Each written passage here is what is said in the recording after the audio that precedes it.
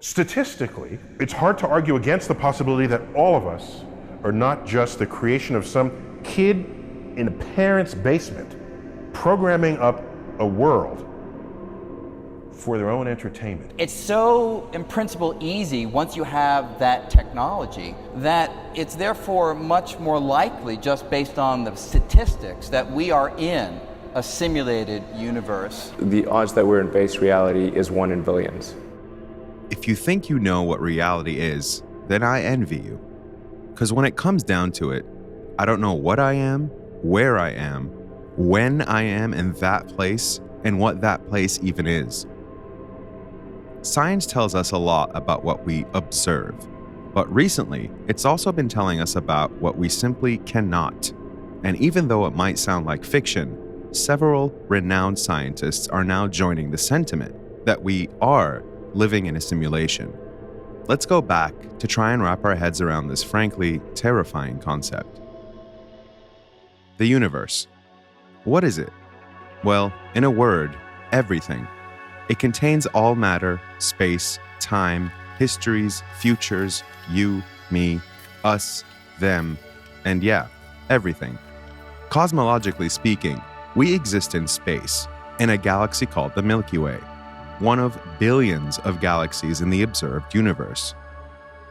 Space is exactly what it sounds like. Space between observable matter. And we are as much a part of it as it is a part of us, literally. Every atom in your body, every grain of sand, every cell, every element, every single thing on this planet was forged in the coldness of space 13.8 billion years ago, birthed from a singular, violent moment in the lonely darkness. This model of how it all started is the most accepted theory today, and it's called the Big Bang. In 1927, Belgian priest and astronomer Georges Lemaitre theorized that the universe began as a single point, expanded, and would continue to expand. 2 years later, Edwin Hubble, of Hubble telescope fame, observed that galaxies around our own were moving away from us, lending credence to Lemaitre's idea. If things were expanding before our eyes, that means at one point they were closer together. Densely packed and infinitely hot. That's hot. That point exploded and scattered into a universe, sending debris in all directions, ever expanding and drifting until things began to cool and settle into nebulous clouds and galaxies. Eventually, galaxies and planets began to form as dust and debris collided. While this is the accepted theory on how things began, some other thoughts exist that are, shall we say, rather fantastical, yet still grounded in science. I think it's fantastic. I think it's a fantastic idea. Rather than going into each one in detail, here's a list of alternate fringe theories on the creation of the universe that exist among the scientific community. Brain world, which states that the universe exists in a membrane, which exists in a higher dimension called the bulk. The big splat states that everything will drift so far apart that what remains is a cold, empty universe that collides with another, thus starting the creation cycle anew. A holographic universe calls for a three-dimensional universe, encoding itself onto its two-dimensional boundary. The steady-state universe, time's arrow, the multiverse, and superfluid space-time. As weird as these sound, there is one more that comes out on top.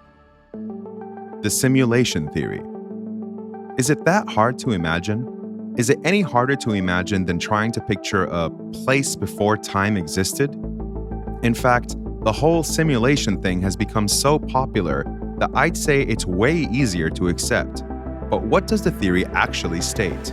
In 2003, Oxford professor and philosopher Nick Bostrom first posed the idea that, yeah, we are living inside a computer simulation. In his seminal paper, he says, I argue that at least one of the following is true. 1. The human species is likely to become extinct before reaching a post-human stage. 2. Any post-human civilization is extremely unlikely to run a significant number of simulations of its history. Or 3. We are most certainly living in a computer simulation. Basically, in the very distant future, civilizations who are much more technologically advanced will want to run simulations of their ancestors. Why? Because they can and are curious, much like we are. We just don't have the tech yet. If that is true, then one day simulated minds will outnumber real physical ones, and therefore the chance that you are actually a real physical mind is close to zero. Dr. Bostrom isn't the first human to put forward the idea that we are living in a simulation of sorts. In fact, several thinkers throughout history have argued that we cannot rely on what our senses present as real. In the 17th century, Descartes considered that he was subjugated to an unseen demon. I shall think that the sky, the air, the earth, colors, shapes, sounds, and all external things are merely the delusions of dreams. I shall consider myself as not having hands or eyes or flesh or blood or senses, but as falsely believing that I have all these things. 19th century philosopher and physicist Ludwig Boltzmann toyed with the idea that we are nothing but randomly created, disembodied brains floating in subatomic particles and experiencing a fake outside world and fake memories. Plato's allegory of the cave tells the story of prisoners trapped in a cave, and the life they observed on the walls was real, until one prisoner ventured out to the actual world and was blinded by the sun's light. He went back to try and convince the others of a real world, but they wouldn't leave, as their existence was much more comfortable than reality could be.